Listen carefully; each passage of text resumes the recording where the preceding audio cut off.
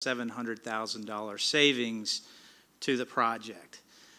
Now, one of the questions that's come up is, well, if we take out that turn lane, what does that do to the anticipated intersection operations and capacity? We've analyzed that. Whenever you build a new intersection, new project, typically what you want to do is set right turn lanes, get it set up for future growth. But in this case, we've analyzed and believe that we could take that out and the intersection would operate satisfactorily. You've got just a few vehicles that make a left turn there in the morning coming off of Carey's Chapel to northbound With Creek Road. So when you've got so few vehicles making that left turn, that doesn't materially impact the intersection level of service. So that's taking out the turn lane. Any questions as it relates to that? Okay.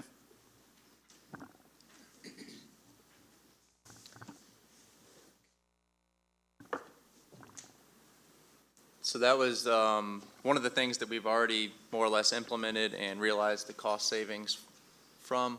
The next piece is eliminating lighting along the corridor.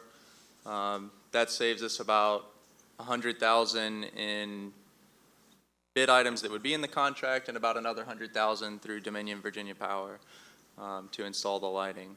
So those are the two items really that we've eliminated and realized the cost benefits of as of today.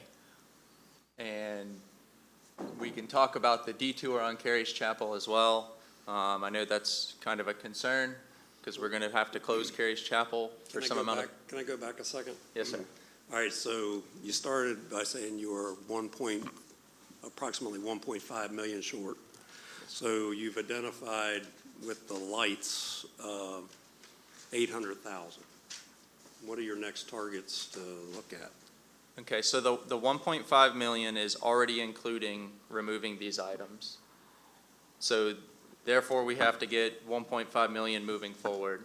The next thing that we're looking at is removing the reversible lane system.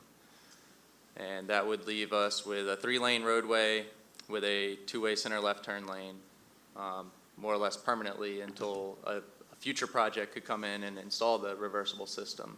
Now that's something that we're investigating and will require some level of coordination with FHWA to ensure that they buy off on it through the NEPA process and make sure that they're in agreement with making that change.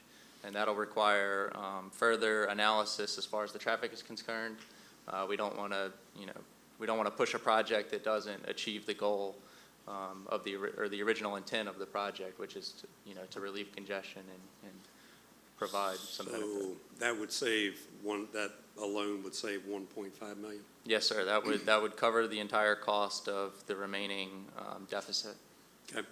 And there would be no, and that was kind of the one question I had on the right turn lane. So there'd actually be no infrastructure down.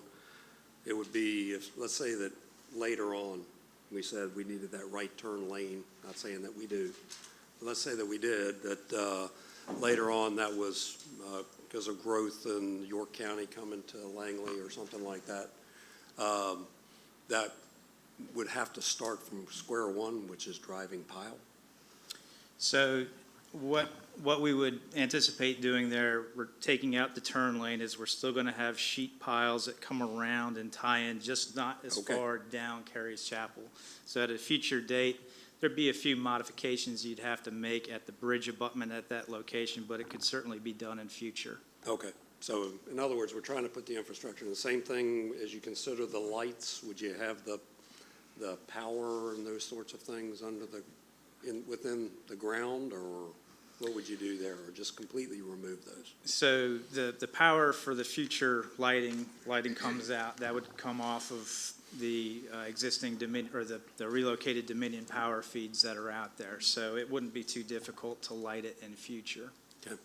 If, because I don't, maybe I'm gauging wrong. I don't think you're going to get a lot of pushback on removing the directional signage from the city of Poquoson.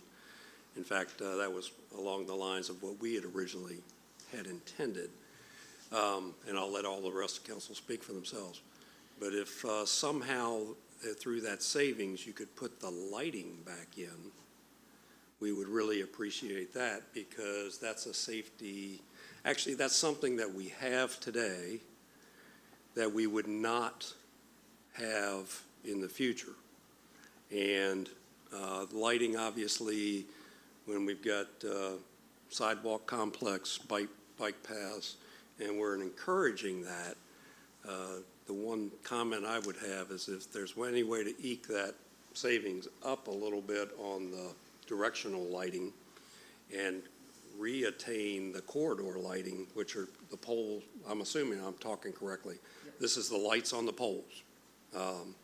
So if we could somehow get those re-added to the project, that would be a huge win for this side of the table.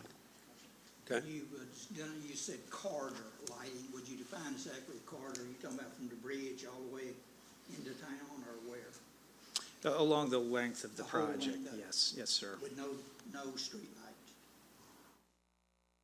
I don't like that. Well, Council, did I talk out of turn? I mean, has anybody really got a different view of the 2 lanes out in the morning, 2 lanes in the evening, that sort of stuff?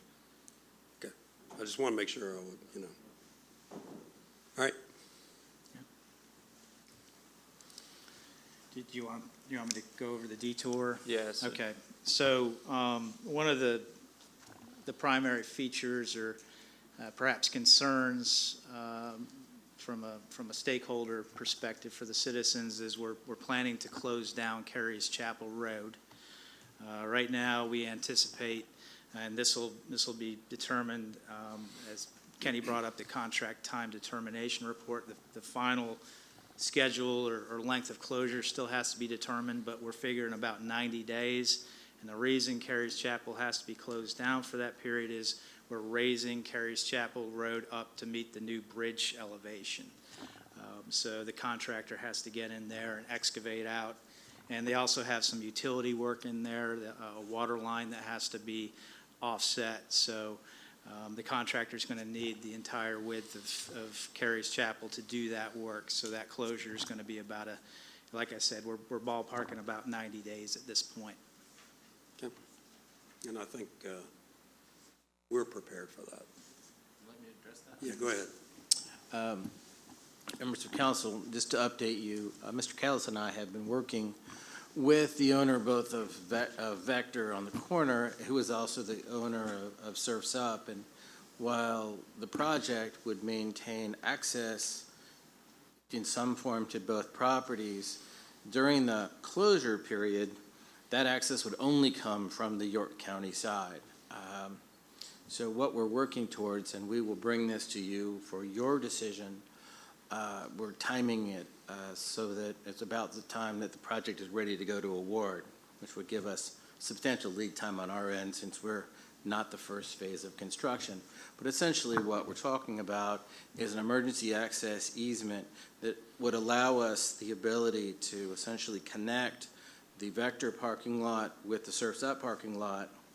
And what the public would get out of that partnership is in times of designated emergency, if we ever need to bypass around that intersection for any reason it's down, car accident, major storm event while we're waiting for this project to come about, we would have the ability to do that and to route traffic through that, which is one of your comprehensive plan goals, is to try to solve those problems when we can.